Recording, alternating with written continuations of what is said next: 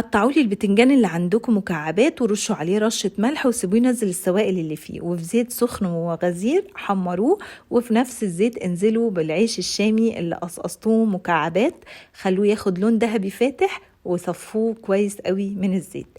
وتعالوا بربع كيلو لحمة نعمل أفخم طبق فتة ممكن تحطوه على سفرتكم.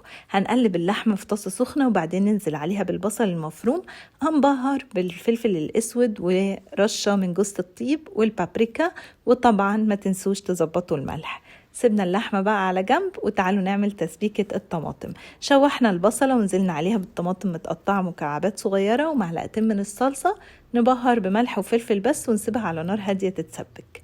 نيجي بقى لصوص الزبادي، زبادي وطحينة، عصير ليمون، الثوم والملح، قلبوا كويس قوي وكده بقت كل المكونات جاهزة. حلاوة الفتة دي تتقدم في طبق بايركس علشان تبين ألوان الطبقات الجميلة بتاعتها.